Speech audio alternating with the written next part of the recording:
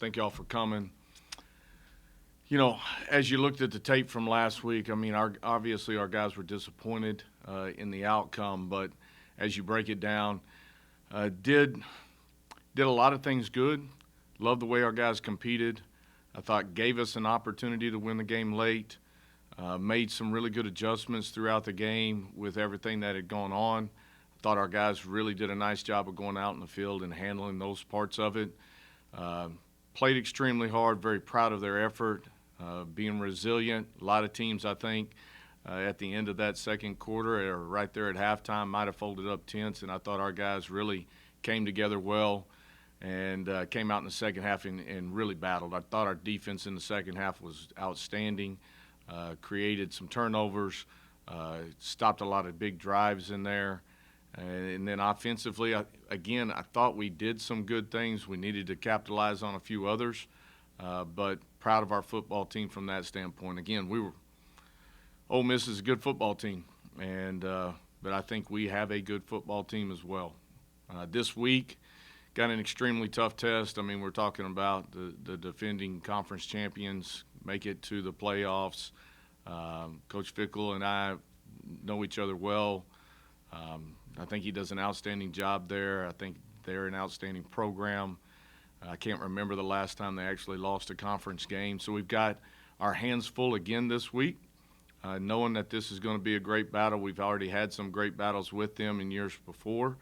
And so finally excited to have them actually come to town and be in our city and play in our stadium. So it's going to be a great contest. Looking forward to people coming out and being a part of it. I guess the first question is just if you have an update on Davis Brand and his injury situation. Yeah, it's going to be day to day. You don't know yet if he'll play, you don't think? I have no idea. Okay. You talked about this series. How much of this, kind of the exciting games you've played and the important games you've played, how much is this Cincinnati rivalry, has it turned into a rivalry?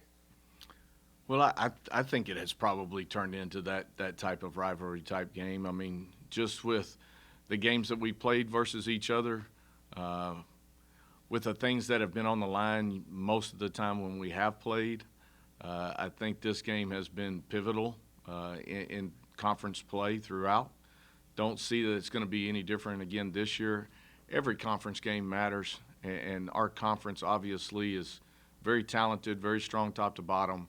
Every week you're going to have to play, but I think this game in particular, just knowing their position and what it's been within the conference and having the opportunity to play them here at home, I think our guys obviously are excited about that opportunity and looking forward to the contest.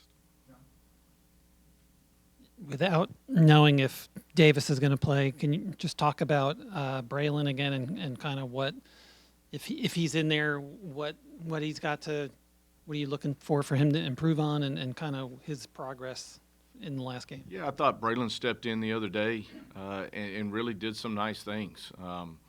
Was able to extend some plays, use athleticism. There's things that I think we learned quite a bit from that tape, and he learned quite a bit from that tape to be able to take that in, digest it, and then be able to step back out on the practice field this week and go back to work on some of those things. And so some of those are just small detail things that make a big deal at the end of the day. And it's things that he's done in the past, but when you get thrown into a situation like he was thrown into, things are moving a little bit quick, and it's about being able to slow that process down. And I think he's going to really grow and gain a lot from the experience that he had last week. If he is the one, if he is playing, will he benefit? How much will he benefit from knowing all along that he's going to go in, or thinking that he probably will go in? Well, I mean, I think we do a good job throughout practice of making sure guys are getting reps, right? Whether you're the starter or the backup or whatever that might be. Obviously, his rep count is probably going to increase this week compared to what it has been, and I think that will obviously help in his preparation leading up towards this game and others. New quarterback and new coordinator, are they doing things differently on offense, or is it pretty much what you saw from them last year? No, I think, schematically they're in that same mindset that they have been in. They've been pretty balanced in what they've done over the years. They've run the ball extremely well. They use their tight ends, they use their running backs, but they've always got those receivers out there that can go and make plays for them. You leave them in single coverage, they're going to try to go attack that part of it and push the ball down the field. And so I think for them, I don't think their mindset has really changed from that standpoint. Now, each quarterback's going to bring some different elements, right? He still runs well, but, Ritter was an exceptional type runner. This guy's going to keep you honest with him.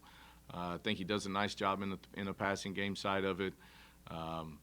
Obviously, last week, really had some good yards and did some good things. And so all of those things kind of contribute into it, but I don't see them just completely changing their thought process with him.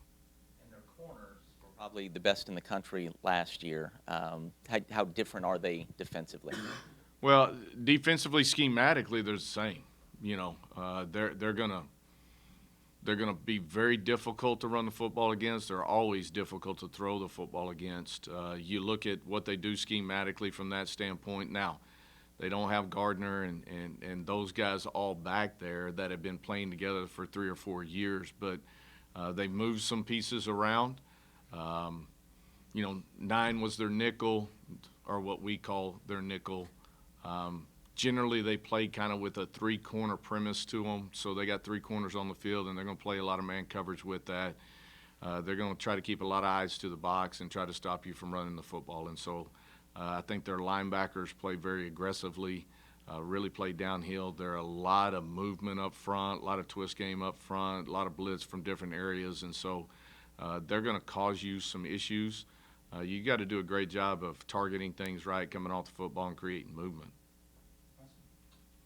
Your best game running the ball against Ole Miss. I was kind of wondering what you thought attributed to that and how you want to build upon that going further into the season. Well, I think part of it is just our offensive line continuing to grow each and every week. I mean, we're 4 games in. We haven't had the same 5 starting linemen for those first 4 games, and so those guys just continue to keep growing. I think they're getting more familiar and more comfortable in what we do offensively. And I think that's allowing them to play more aggressively, play a little bit faster. I think our backs have done a better job of pressing some things at the line of scrimmage and seeing cuts instead of trying to make, every play be a big run. Being a little bit more patient, letting some things develop and helping set some things up in the run game where we have a better opportunity of having more explosive runs or more productive runs. And I thought some of that was a big key the other day in our rushing attack. Coach, with Davis being day-to-day, will he take any reps this week in practice, or is it just Braxton's game plan moving? Yeah, it's all going to depend on his health and how he feels and what the doctors say he can do and can't do. Going back to the run game, can you just talk about Bill Jackson and kind of what he's been able to do the last couple of weeks? It looks like he's kind of shot up the depth chart and kind of gotten a lot more prominent role. Yeah, I think Bill has sparked in a couple of games here. And I think it comes back to him being a little more comfortable in what's going on. As a young running back, sometimes you're seeing everything and seeing nothing at the same time. So being able to slow that process down, being able to kind of see what's happening up front and being able to, when you see it, to be able to hit it and make the most of it.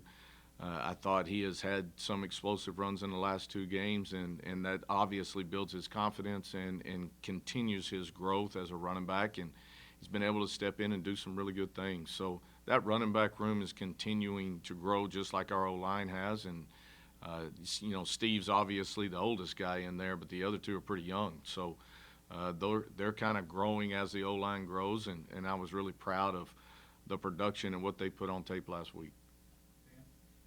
Coach, after this loss with Ole Miss, how do you guys flip the script? What are you telling the guys about the season, knowing that it's going into conference play? Well, we're 4 games into it, and conference play is starting, right? This is a new chapter, and we get to open up conference play with the team that has been pretty dominant in our conference over the last several years. So we know it's going to be a tough test. It's going to be a tough battle. We've faced it multiple times before. I think our guys understand the importance of conference play and the importance of this game. And so we've got to come out this week and have a great week of work. We got to get mentally right, and we got to get as close to physically right as we can get, and understand this is going to be one of those type of battles, and the battles that we've been in, and they understand that. And so don't expect anything different come this Saturday. Coach, it's the first time they've been here, I think, since 2016. They were Right. supposed to be here before, or a couple years ago, I guess. Does that make this even more anticipated, knowing that those matchups didn't end up happening here like they should have? Well, I mean, we're excited to have them come to town, right?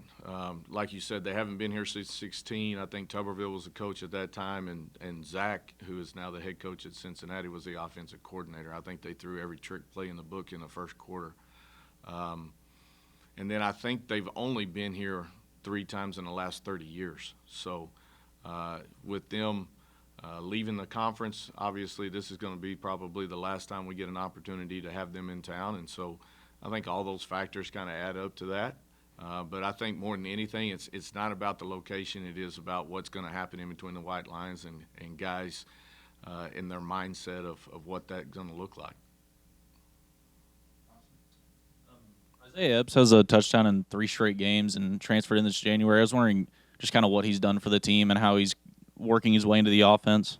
Yeah, I think he's growing each and every week. You know, I think he's been a really good addition to our receiving room and to our receiving core. I think those 4 guys have really done an exceptional job all year. You got to get separation. You got to understand spacing. I think they've done a good job of that. You know, the timing that they and Davis have together has been really good. I thought Braylon came in and did some really nice things. Got to continue to keep improving in that area. But those 4 guys being able to balance out each other is going to keep people honest. And him having a touchdown and several other those guys having touchdowns and just continuing to be able to spread the ball around to keep people a little bit more honest about how they want to defend us, I think is vitally important to our success. Coach, you brought up Cincy, this being the last time that you'll get a chance to face them, that they've been a dominant team in the conference. Do you say anything to your players about that and this being the last chance before they go off to the Big 12 as kind of motivation? Yeah, I don't know that I really have to say anything. I think they know it. I think they're just excited to play this game, to start conference play, and have an opportunity to play them at home. And so all the other parts of it is what it is. But I don't think we really have to talk about that side of it. I think our guys understand it. You have limited practice time, and granted, I don't know, coaches can be cagey, understandably, when it comes to quarterback and health and when you'll know and what you're going to show it. I don't know. I'm just, Do you almost have 2 game plans, though, going along this week? If he is, if you're waiting for doctor's reports daily, that sort of thing, you almost have to have 2 game plans in mind. And at some point, I guess that can change. But for now, starting the week. I think more than anything, schematically, you're going to be who you are, right? But as pieces change and as things happen throughout the year, you have to be able to adjust. And so there's some things that Davis does extremely well. There's some things that Braylon adds to that, and vice versa. So I don't think you have to have completely 2 different game plans, but I do think you want to make sure that you're playing to the strengths of both guys that are at quarterback. But that same thing would be said for, who's at running back and, what your receiving core is doing and how all of that part of it looks too. And so let's not forget, I think they're 26th in the country in total defense. They've been playing well on defense for a lot of years, and they're really balanced and explosive offensively. I don't know, what are they averaging, 40-something points a game right now. So it's going to be a great battle for sure. 2 years ago, 2 years ago you had a fantastic season, but it seemed like all your home games were getting blown out, and we couldn't fill the stadium anyway. And then last year, nice team, ended up with a winning record, but it was kind of a constant uphill climb and lost some momentum early. So this is kind of the first time in a while that I think fans here certainly have to notice that you've got a really good team and you're facing a really good team and it's the start of conference. Do you hope that Chapman Stadium is really rocking in a way that we haven't seen in a while? Yeah, I really do. I mean, we've had great turnout our first 2 games and been really excited about what has gone on over on the Commons and the tailgating and all the concerts and the things that have brought people out and a lot of the families that are out there. But it's been really instrumental, I think, to walk into the stadium and see that place as full as it's been. Fans coming and enjoying the game, enjoying that time together and being a part of it. And it's been instrumental, I think, in our wins. Crowd being into it, guys kind of feeding off of that part of it, knowing that we've got a really important game and a great opponent coming in. Hoping that the city and everybody turns out and shows up and comes support these young men and what they're doing on the field and being a part of our community and our university that really does their best to represent this area and this community in a really positive way. So far in each of the games, whenever you guys have gotten turnovers, they've been real huge momentum changers for you. How do you try to generate more of those and keep that going in a game like this? Well, our defensive staff and our defense in general, I mean, we're working on that daily. And, you got to be optimistic when that happens. I thought we had an opportunity for a few others the other day that didn't quite go our way.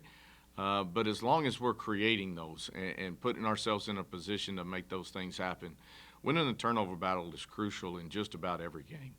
And so, Kadarian Ray's play the other day down there in an area that we really needed at a time we really needed it. Great coverage by him, able to strip that ball out and also recover it. Those are momentum changers. Those are big things that happen. We got to take advantage of those things, and our defense takes a lot of pride in being able to facilitate that throughout a game. On the defense, maybe from a points per game standpoint, not exactly where you'd want to be, but you shut out Ole Miss in the second half. Do you think they pull some positives from that second half and take it into this week? I think absolutely. I mean, you look at that's an explosive offense we went against last week, and they do a lot of unique things to try to keep you off balance. Ran the quarterback a ton.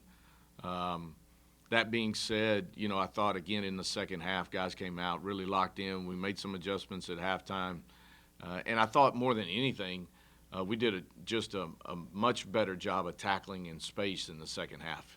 A lot of times we were there in the first half, and we're not running our feet through it. We're not continuing to hold as we grab cloth and do those things. And so I thought schematically and our tackling got much better in the second half, and we played a little bit better on first down, getting them in a position to where they're not quite as comfortable.